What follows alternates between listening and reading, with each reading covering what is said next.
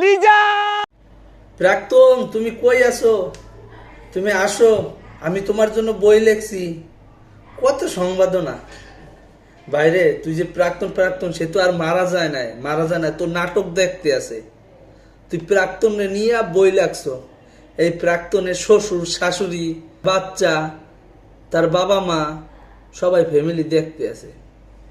একটা একটা মেয়ের জীবনটা নষ্ট করিস না। এটা তো মাথা দিয়ে বুঝতে হইবে, তাই না?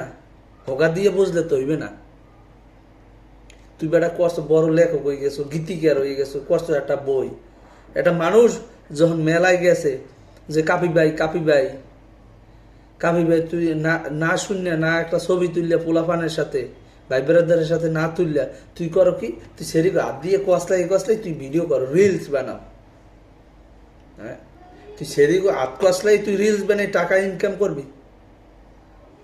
মশার কয়েল জ্বালাইয়া দুইটা দুইটা কুত্তারে ঘুমলা হইয়া, তারপর যে ওই কথাবার্তা কইয়া যে ভাইরাল হইছো। 5 জুলাই তোর একটা ভালো একটা অবদান ছিল, সবার সম্মুখে আসিলি, তাই তুই তোর ভালো মানুষের সাপোর্ট করছে একটা। তুই যে এত মেন্টালি খারাপ, হ্যাঁ, তুই ভাই পাবনা যাইগা, লেখালেখি করবি। আর যদি বেশি লেখতে ইচ্ছে করে, তাহলে তুই আমাকে বাংলাদেশে একটা স্যাটেলাইট উঠেছে না, এটার তো আর ভাঙা যায় নাই, ভাঙতে পারি নাই, আর ধরতেও পারি নাই। ওইটা যা ভাই, তোর পাড়ায় দিই। তুই তুই যদি যাস তাহলে আমি ব্যবস্থা করে দিই, সবাই মিলে একটা ব্যবস্থা করে দিই। ওইটা ওর ভালো নতুন নতুন কিছু পাবি ভাই। ওইটা সুন্দর বই হইবে। মানুষকে চেতাইস না ভাই। ভাই সব ভুলে গেছি ভাই। শোন, যখন বরিশালে বন্যা হয়েছে, তুই একটা কথা কইছো, মন মানসিকতা খুবই যথেষ্ট পরিমাণ খারাপ আছে ভাই। তোর উপর প্রচুর রাগ আসলো ভাই। কথাবার্তা সার লিগেল কথাবার্তা কর। সাদাকে সাদা, কালাকে কালা বলতেই হয়। এইগুলা নষ্টামি কথাবার্তা কইয়া মানুষের মন জোগাইস না। সঠিক কথা বল ভাই। যে হোক, মূল কথায় আসি।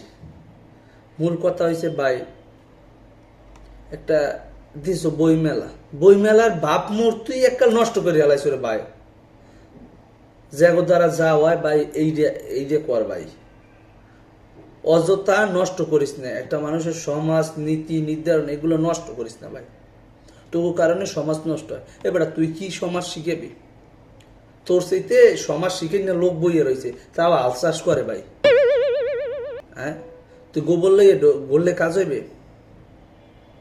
তুই গোর দেখ, তোর স্থিতি বড় বড় মাথা লয়ে বই রয়েছে। তুই সুযোগে সদ্ব্যবহার করিয়া তুই দেখাইতেছ মানুষকে না। এগুলো করেন না ভাই, অনুরোধ করি ভাই, এগুলো করেন না। নিজের ভাইরাল মনে করেন না। যেটা মানুষের ভালো হয় এইটা করেন, শুরু করেন। আদর্শ লিপি থেকে শুরু করেন, ব্যঞ্জন বর্ণ, স্বরবর্ণ, এগুলো শুরু করেন লেখা। ওই যে প্রাক্তন এতগুলো তোর জীবন থেকে গেছে, তোর লাজ লজ্জা নাই? তুই অনলাইনে মিডিয়ার সামনে আইয়ে কস দে লাজ লজ্জা নাই? কেন গেছে? এটা যদি আমি তোর প্রশ্ন করি ভাই, যে কেন গেল, ধরলাম প্রাক্তন প্রথমটা গেছে, হ্যাঁ সমস্যা ছিল, ঠিক আছে, পরের কি বলে শোনাই, মানে গোলাপ ফুল নাই থাকলে দিয়ে দিতাম। প্রতিষ্ঠিত হইছো, সবাই চেনে অনলাইন প্ল্যাটফর্মে, তাহলে সেখানে আসার পরও তোর প্রাক্তন চলে গেছে। আবার বৃষ্টি, মেঘ, ইট, ভাটা, কয়লা সব তোর গেছে গিয়া। কে রে ভাই, যায় কে? তো মানুষটি একটাই ধরে রাখতে পারে না। তোর জীবনে এতগুলো তোর সারি চলে গেছে না।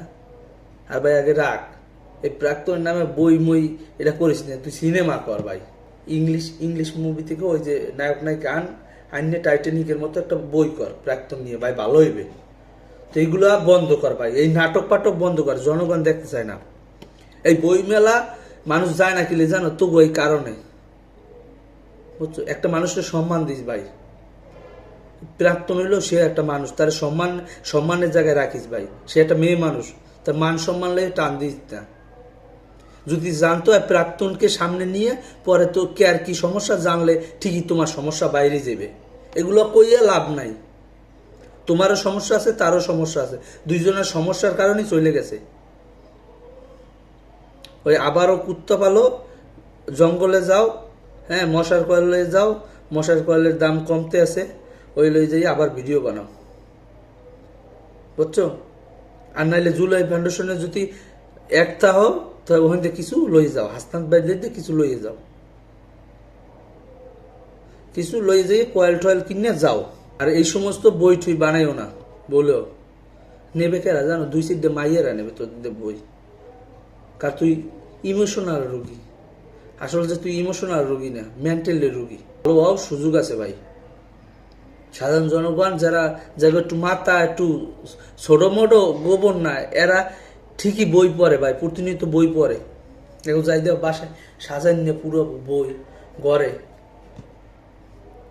ওই থাল বান্ড দণ্ডমন্যর থেকেও মনে করো বই সবচেয়ে হাজার নিয়ে বেশি হয়, তারা গাড়ে বই লইয়া। তোমার মতো এই এইগুলো মেন্টালি ওই বই লইয়া তারা ভাবে না। বই মেলাটারে নষ্ট করো না ভাই।